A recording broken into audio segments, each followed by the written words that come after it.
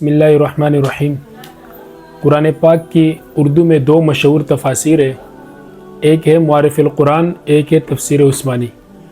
ان دونوں میں یہ بات لکھی گئی ہے، اگر کسی علاقے میں کافر شان و شوکت اور غلبے میں ہو، یعنی کافروں کی شان و شوکت ہو اور ان کا غلبہ ہو جائے، اور مسلمان ذلت اور پستی میں ہو، تو ان بڑے بڑے علماء کرام نے یہ بات لکھی ہے کہ یہ نہ غم کی بات ہے نہ تعجب کی بات ہے، یعنی نہ غم کی بات ہے نہ تعجب کی بات ہے۔ اس کی مثال دی ہے کہ اگر کسی کو ایک دن کے لیے بادشاہ بنا دیا جائے اور یہ اس کو کہا جائے کہ شام تک تمہیں یا تو پھانسی دی جائے گی یا تمہیں عمر قید دی جائے گی، دونوں میں سے ایک بات ہوگی، تیسری کوئی بات نہیں۔ تو آیا جس کو ایک دن کے لیے وزیر اعظم بنا دیا گیا یا بادشاہ بنا دیا گیا اور اس کو یہ کہہ دیا گیا کہ شام تک پھانسی یا عمر قید ہوگی، اس کو لوگ حسرت کی نگاہ سے دیکھیں گے یا اس کو لوگ غم کی نگاہ سے دیکھیں گے؟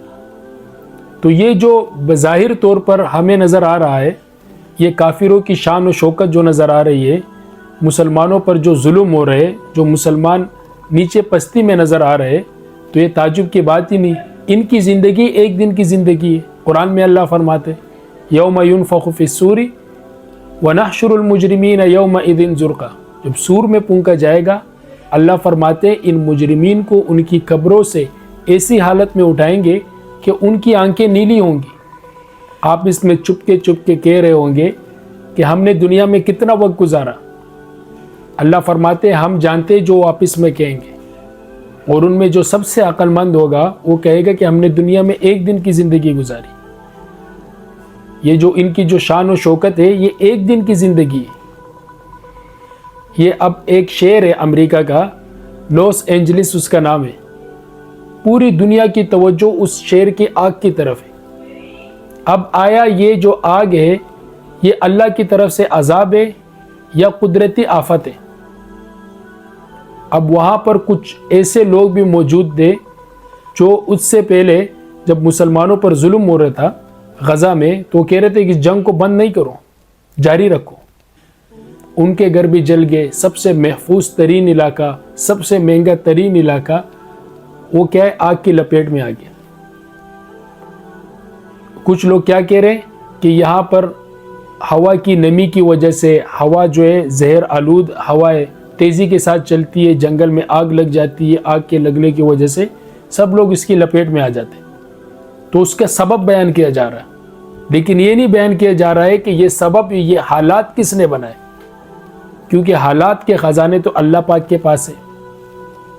یقینی طور پر وہاں پر کچھ مسلمان بھی رہتے ہوں گے، ان کو بھی نقصان ہو چکا ہوگا، لیکن جو اللہ کا عذاب آتا ہے کسی قوم بستی پر، تو حدیث میں آتا ہے، آپ صلی اللہ علیہ وسلم نے فرمایا کہ اس کے نیک لوگ بھی اس کے ضد میں آ جاتے ہیں۔ قیامت کے دن اللہ پاک ان کو الگ کر دیں گے، نیک لوگوں کو مجرمین سے، لیکن دنیا میں وہ لوگ بھی اس کی لپیٹ میں آئیں گے۔ اب یہ جو سب سے زیادہ اپنے آپ کو معیشت میں بھی مضبوط کہتے ہیں، اپنے آپ کو سپر پاور کہتے ہیں، اور پوری دنیا کی ٹیکنالوجی کہتے ہیں، جو سب سے بڑی ٹیکنالوجی ہے، کہتے ہیں کہ ہمارے پاس ہے، اب اس آگ کو بجھانے میں جو ہے نا وہ لوگ قاصر ہیں۔ کچھ وقت پہلے مسلمانوں پر جو ظلم ہو رہا تھا، لوگ نقل مکانی کرنے پر مجبور تھے، ہسپتالوں پر بھی بمباری، معصوم بچے شہید ہو رہے، اب ان کے اوپر اللہ پاک نے یہ حالات پیدا کر دی۔ ساری ٹیکنالوجی وہ لوگ استعمال کر رہے، ان کے لوگ گھروں سے جو ہے نا نقل مکانی کرنے پر مجبور ہے، کئی لوگ مر گئے۔ ان کے نقصان کا جو ہے نا وہ لوگ اندازہ بھی نہیں لگا سکتے۔ جو ہیلی کاپٹر اور جہاز استعمال کر رہے تھے مسلمانوں پر، وہ اپنے آگ بجھانے میں جو ہے نا لگے ہوئے۔ اور ان کا جو ایک نیا جو صدر آ رہا ہے، وہ کہہ رہا تھا کہ میں مزید اس غزہ کو کیا کروں گا، تباہ کر دوں گا۔ اب اللہ پاک نے وہ تباہی بتا دی ان کو۔ اللہ کی طرف سے یہ عذاب ہے۔ ہم ایک جگہ میں گئے، ایک علاقہ تھا، وہاں پر سیلاب آ چکا تھا۔ اب سیلاب اللہ کی طرف سے عذاب ہے۔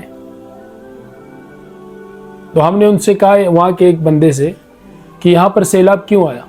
اس نے کہا کہ اصل میں بارشیں زیادہ ہو گئی اور ڈیم نہیں بنے تھے یہاں پر، تو اگر ڈیم نہیں تو اس وجہ سے جو ہے نا یہاں پر سیلاب آ گئے۔ اب ہمارے ایک ساتھی نے کہا، اچھا ڈیم کی وجہ سے یہاں پر سیلاب آ گئے، ڈیم نہیں بنے تھے، اگر زلزلہ آ جائے تو پھر آپ کیا کہو گے؟ میرے بھائی اللہ کی طرف سے عذاب ہے. وَلَنُذِيقَنَّهُم مِّنَ الْعَذَابِ الْأَدْنَىٰ دُونَ الْعَذَابِ الْأَكْبَرِ لَعَلَّهُمْ يَرْجِعُونَ. اللہ فرماتے بڑے عذابات سے پہلے چھوٹے عذابات بھیجوں گا تاکہ میری طرف رجوع کرے. اب اسباب کی طرف جو ہماری نظر ہے کہ ان کے پاس سب سے زیادہ مضبوط ٹیکنالوجی ہے، مضبوط معیشت ہے، سب سے ترقی یافتہ ممالک ہے، تو ترقی یافتہ ان چیزوں کو کہا جائے گا کہ اپنے آپ سے آگ کو نہیں بجھا پا رہے، اس کو ترقی یافتہ کہیں گے. پھر تو نعوذ باللہ ہم یہ کہیں گے جب آپ صلی اللہ علیہ وسلم مدینہ تشریف لے گئے تو مدینہ میں تو کچھ بھی نہیں تھا. تو اگر ٹیکنالوجی اور اسباب کو اگر نظر رکھتے ہوئے ہم لوگ کہیں گے کہ یہی ترقی ہے تو پھر تو مدینہ سب سے نیچے پستی میں تھا. کامیاب اللہ پاک نے کس کو کیا؟ روم و فارس کو اللہ پاک نے تباہ و برباد کر دیا، مدینے والوں کو اللہ نے غالب کر دیا. اور یہ اللہ فرماتے ہیں کہ سب سے پہلے دنیائی زندگی کو تنگ کروں گا. فمن اعرض عن ذکری فإن له معیشۃ ضنکا. میں دنیائی زندگی کو ان کے لیے تنگ کر دوں گا اور قیامت کے دن میں ان کو اندھا اٹھاؤں گا اور وہ کہیں گے کہ میرے رب تو نے مجھے اندھا کیوں اٹھایا؟ میں تو دنیا میں دیکھا کرتا تھا، میری آنکھیں تھی. اللہ فرمائیں گے اسی طریقے سے میری آیتیں، میری نشانیں آپ کے پاس آئی، آپ نے اس کو بلا دی. وَكَذَلِكَ الْيَوْمَ تُنسَىٰ. آج کے دن میں نے تجھے بلا دیا. اور یہ تو دنیائی عذاب ہے. اللہ پاک نے اپنی قدرت کا اظہار کیا. جو مظلوم لوگوں کی جو بددعائیں تھی، اللہ اور مظلوم کی بددعا کے درمیان کوئی حجاب نہیں. اور یہ تو دنیا کا چھوٹا سا عذاب ہے. اور جب قیامت کا دن ہوگا اللہ فرماتے اے مخاطب تو دیکھے گا کہ وہ کیسے سخت عذاب میں، تو لوگوں کو دیکھے گا کہ وہ نشے میں، وَمَا هُمْ بِسُكَارَىٰ، نشے میں نہیں ہوں گے، وَلَكِنَّ عَذَابَ اللَّهِ شَدِيدٌ. اللہ فرماتے اللہ کا عذاب سخت ہوگا. اللہ پاک ہماری حفاظت فرمائے. اور فرماتے کہ مسلمان کس چیز کے ذریعے سے غالب ہوگا؟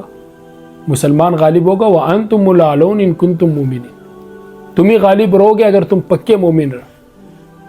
اگر پکے مومن بنیں گے عزت بھی اللہ کے لیے، رسول کے لیے اور مومنین کے لیے، اور مسلمان ہی غالب رہیں گے. تو اللہ پاک ہمیں ان باتوں پر عمل کرنے کی توفیق عطا فرمائے.